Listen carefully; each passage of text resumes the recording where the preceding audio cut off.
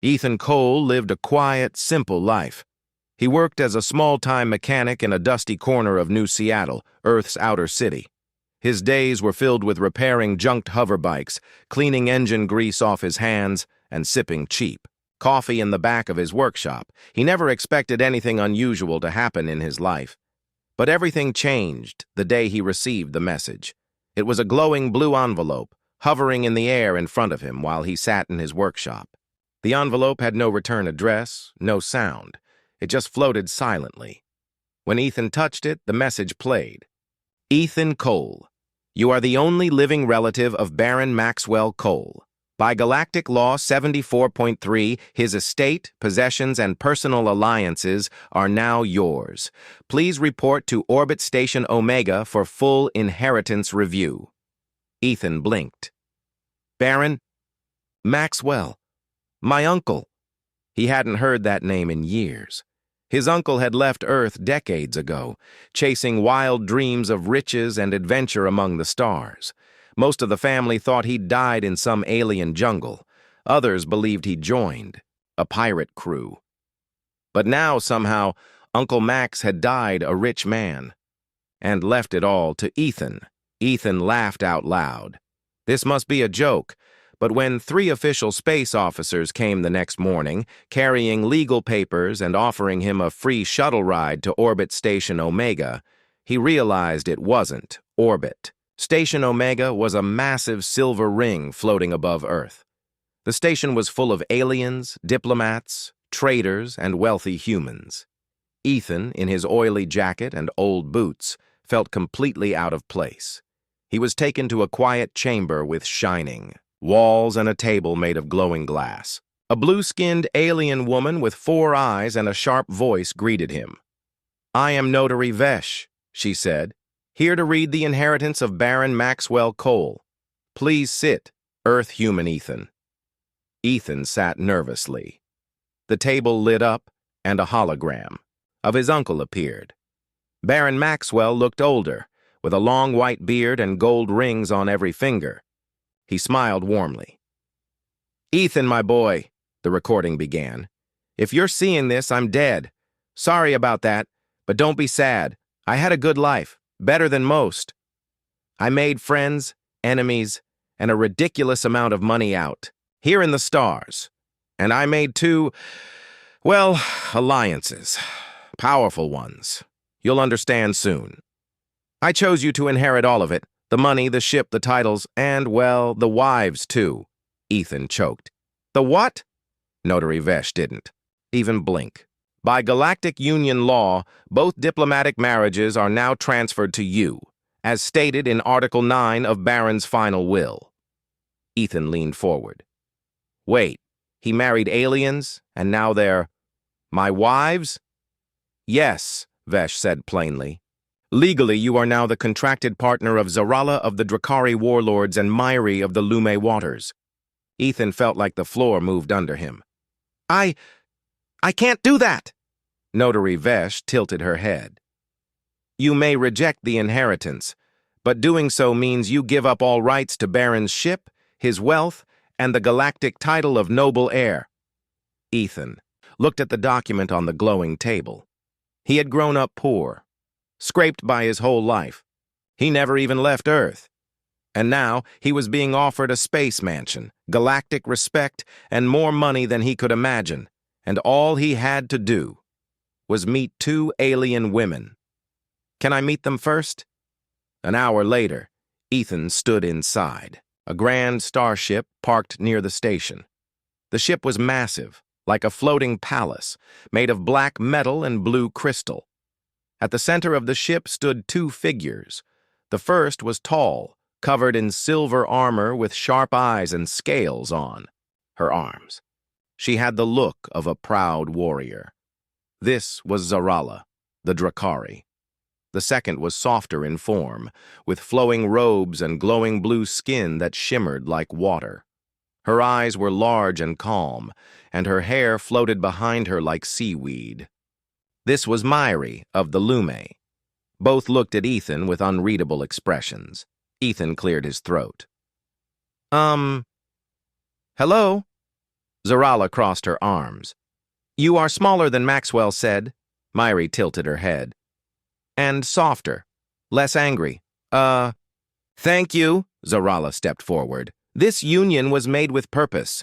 Our worlds respected Maxwell. He held balance between our people. You are now expected to do the same. Myri floated closer.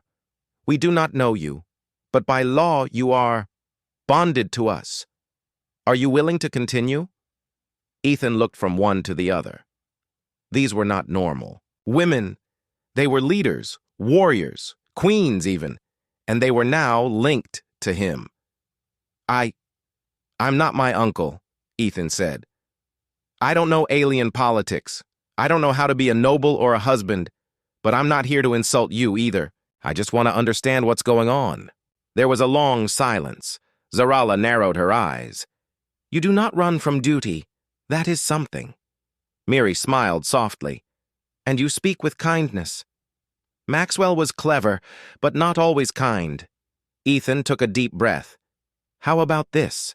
I don't claim to be your husband, not yet. But give me a little time. Let me prove I'm not useless. Zarala looked at Myri. Myri gave a small nod. Very well, Zarala said.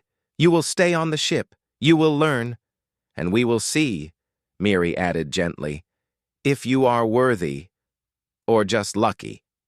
Later that night, Ethan sat alone, in a guest room that was bigger than his entire workshop back on Earth. He looked out the window at the stars. What have I gotten myself into?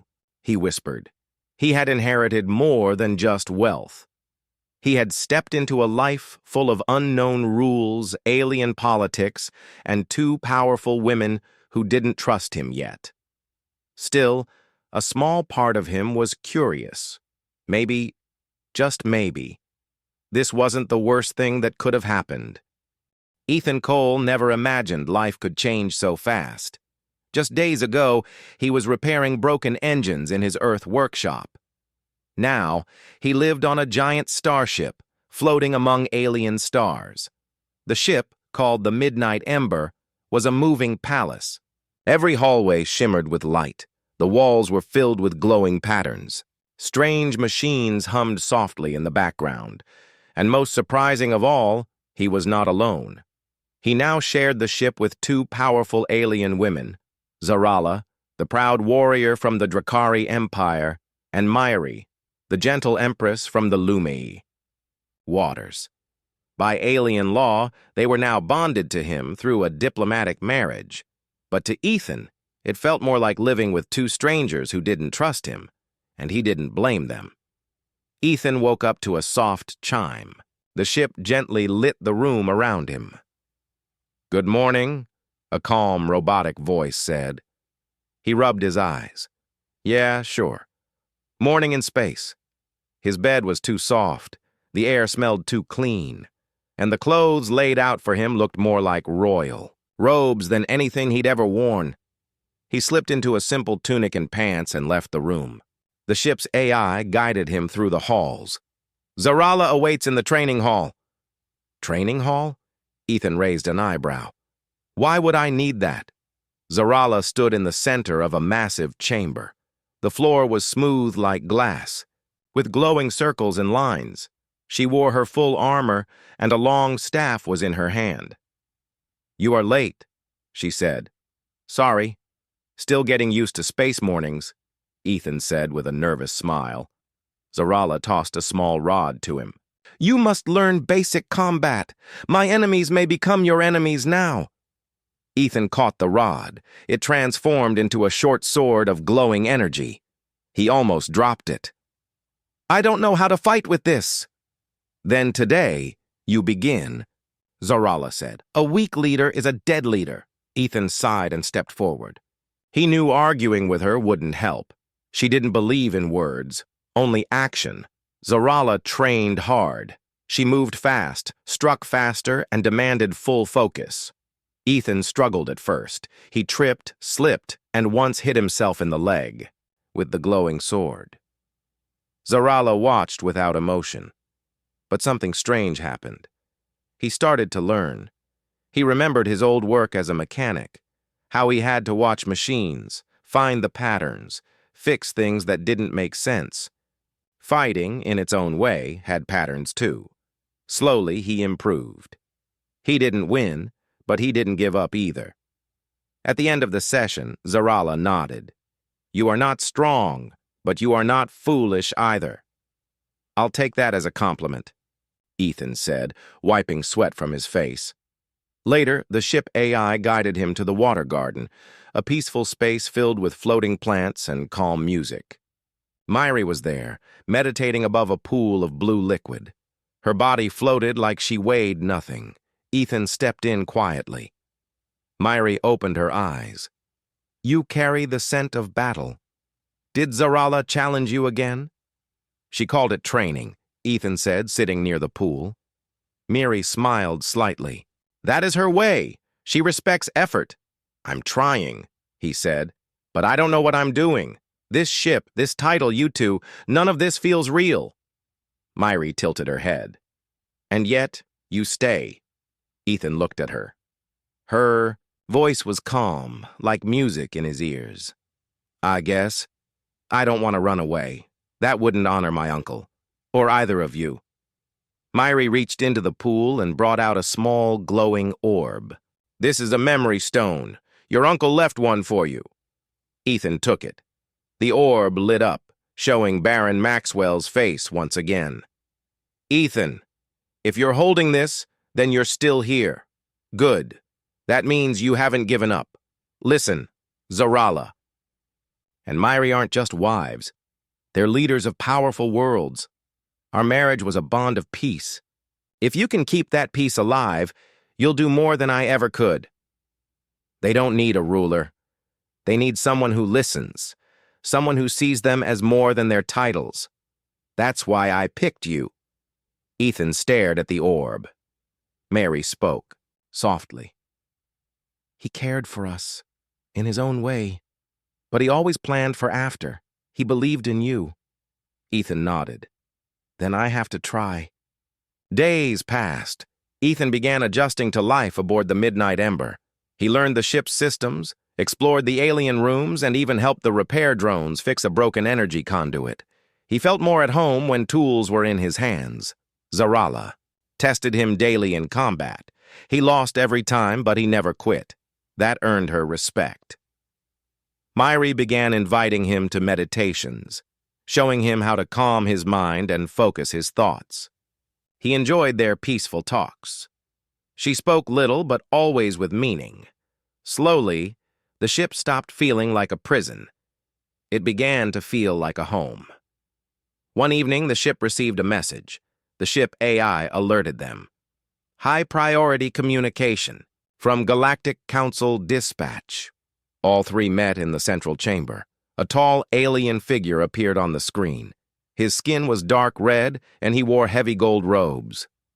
"I am Lord Vexor of the Dominion of Hrax," the alien said with sharp eyes. "Baron Maxwell's inheritance is under dispute. The human is not a proper heir. He is untested, unworthy." Ethan frowned. "Excuse me?" Vexor continued, ignoring him. "As per galactic law, the next noble meeting will be held on neutral station Galanthus. I challenge the human's claim. The council will decide who is fit to hold Baron Maxwell's legacy." Zarala growled softly. Vexor always envied Maxwell. "This is not about honor, it is about power." Myri nodded. "He seeks to claim the ship, and us." Ethan stepped forward.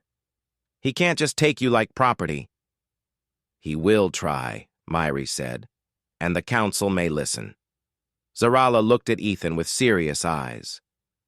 "If you go to the council unprepared, they will eat you alive." Ethan felt something burn in his chest. Fear, but also anger. He had come far. He didn't ask for this, but he wasn't going to lose it to someone like Vexor. "Then tell me what I need to do," he said firmly. "I'll stand before them, but I'm not walking away." Zarala smiled for the first time. "Then we begin your real training." That night, Ethan sat alone in the observation deck, watching stars drift by. He remembered his old life. Quiet. Simple. safe.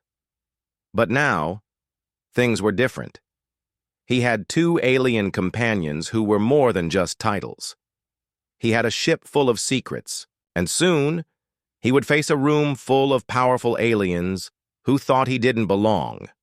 Ethan smiled slightly. Maybe they were right. But they didn't know humans very well, and they had no idea what was coming. The halls of Neutral Station Galanthus were filled with light, sound, and tension.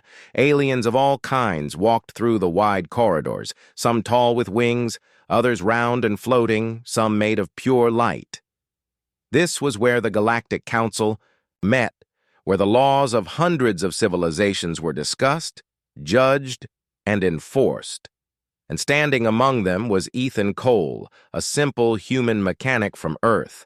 He wore dark, noble robes now, tailored to fit, though they still felt strange on his body. On either side of him stood his so-called alien wives, Zarala, armored and proud, and Miri, graceful and glowing.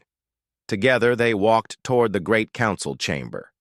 Ethan swallowed hard. "You sure I can do this?" Zarala didn't. "Look at him." "You must." Miri gently said, "Do not try to impress. Just be true." Ethan gave a small nod. He had no armies, no empire, no deep knowledge of galactic law. But he had come too far to back down now. The Galactic Council chamber was a massive circular room. Every seat was filled with alien representatives, some in robes, some in armor, some floating above the ground.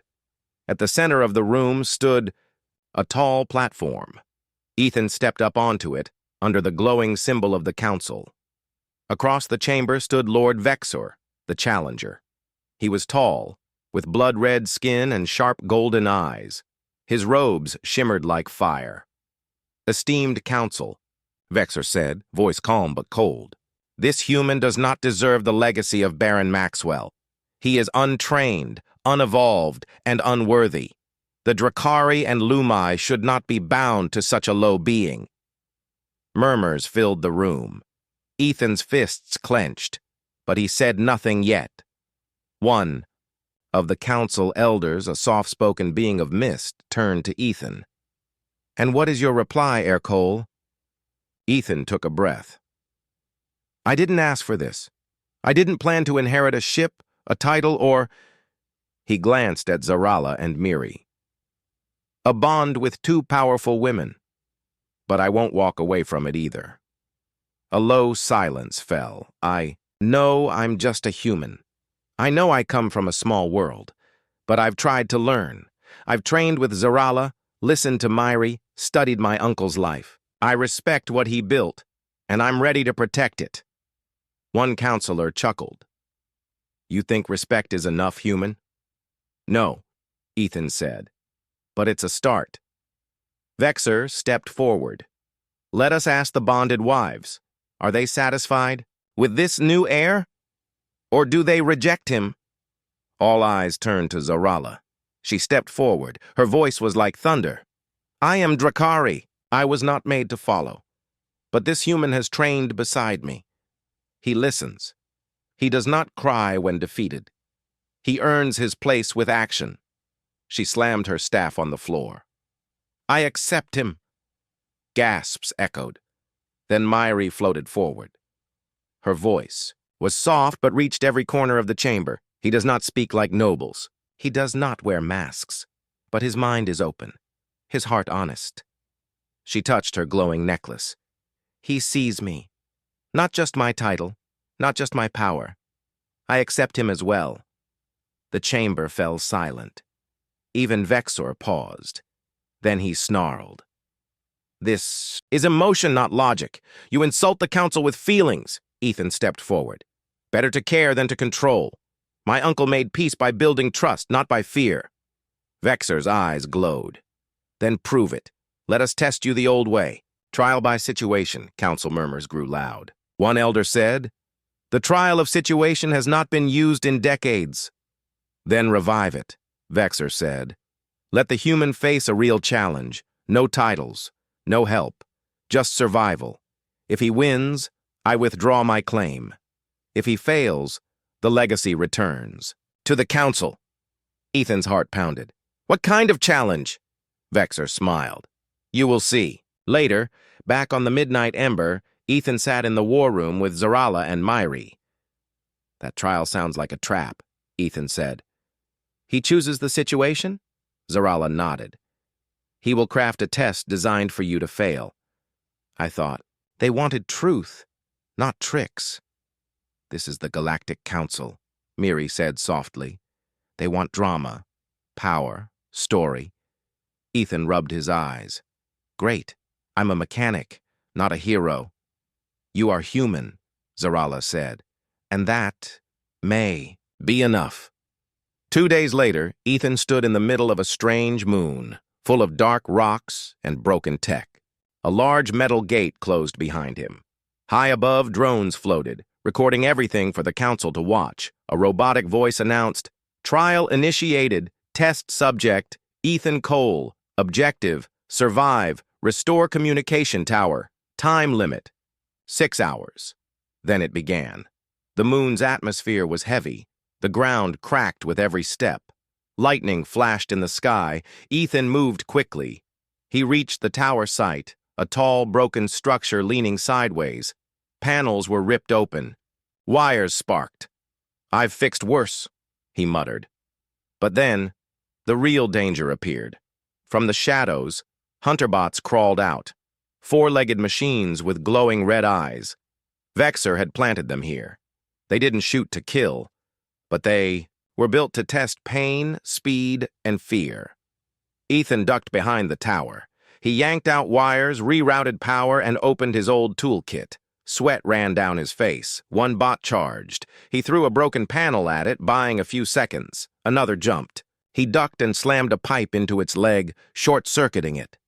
His heart raced, but his hands moved like magic. His mind went back to Earth, back to fixing broken engines in the dust. 3 hours in, the tower hummed with light.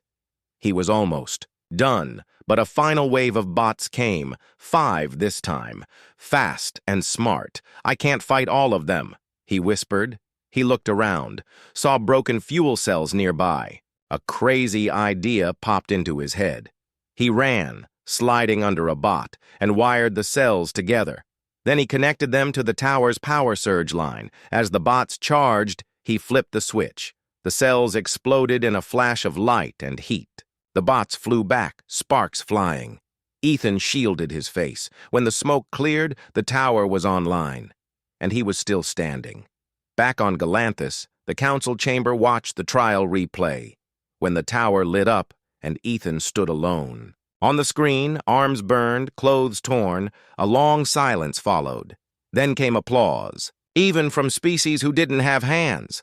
Lord Vexer's face twisted in rage.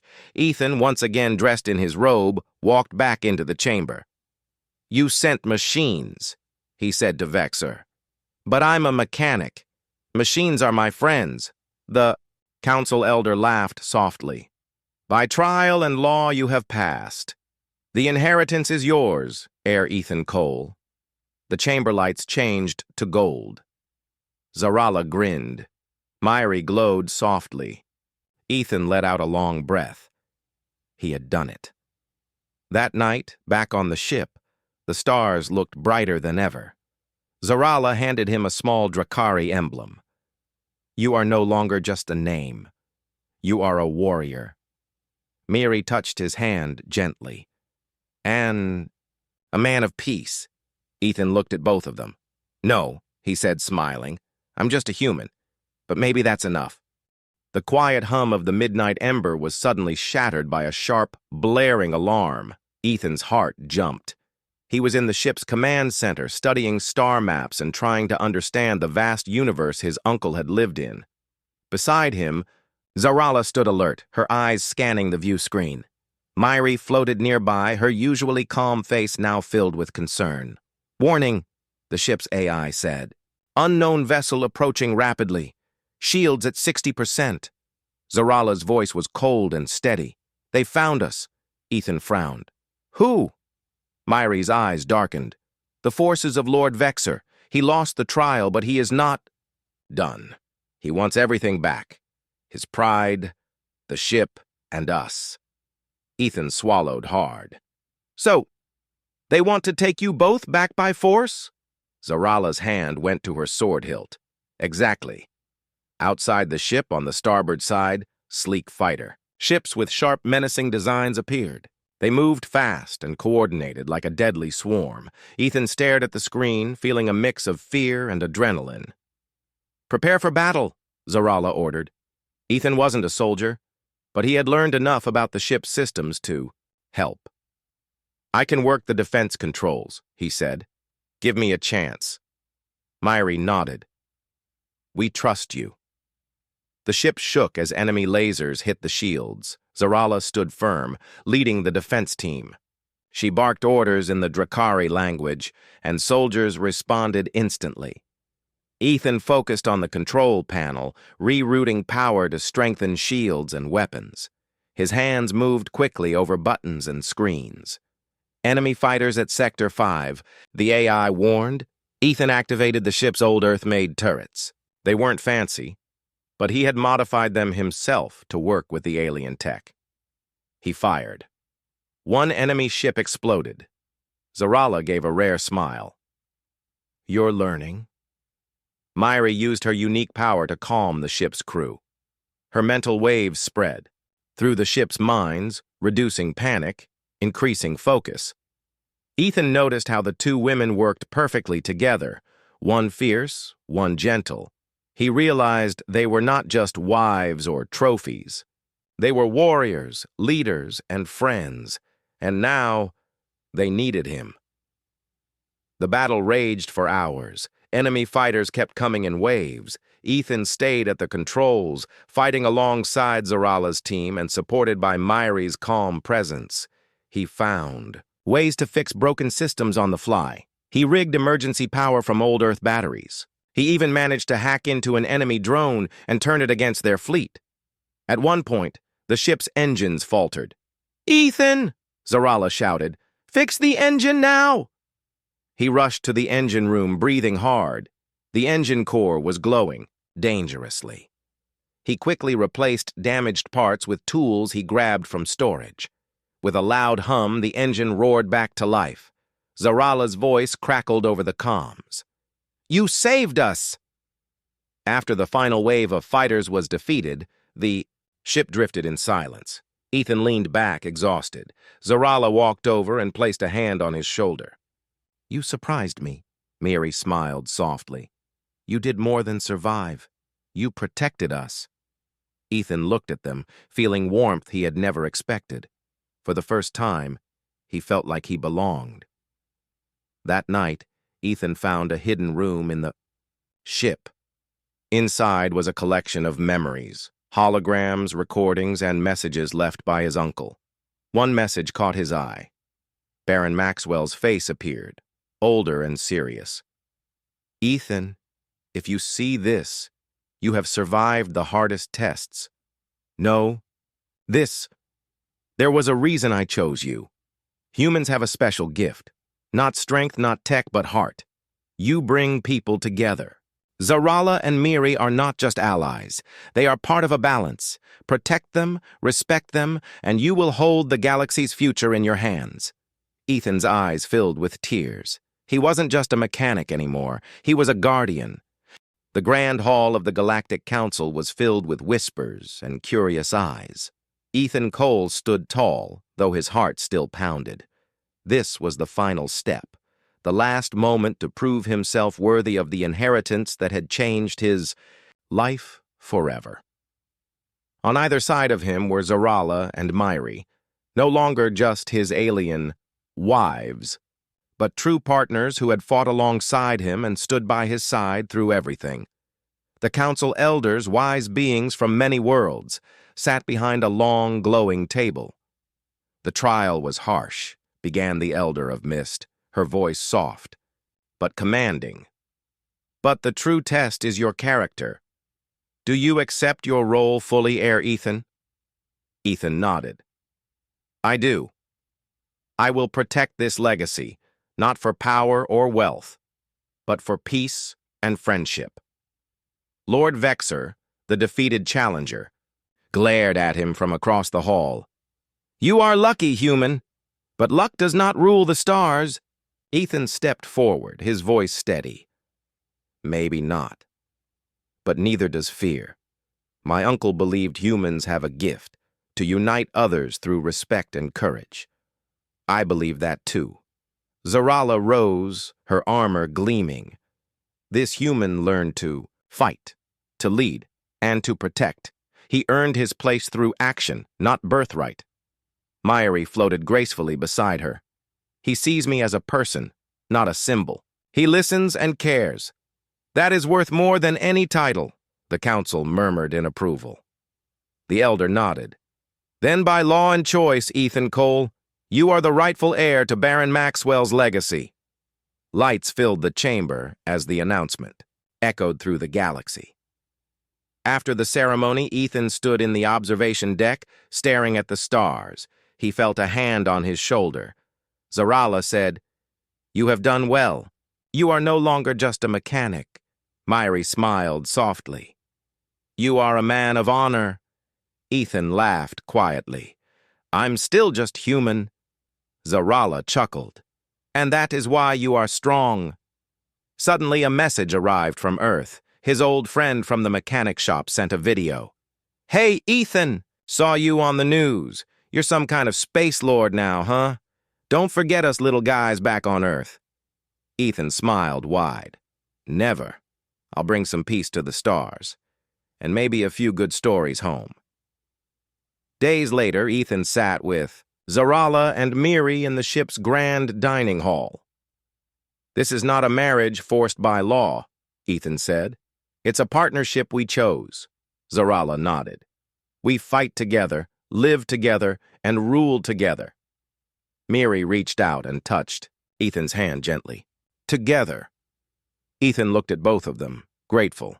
His life had changed in ways he never dreamed, from a simple mechanic on Earth to a noble of the stars, from loneliness to friendship and love, from fear to courage. He was a human, and that was enough to change the galaxy.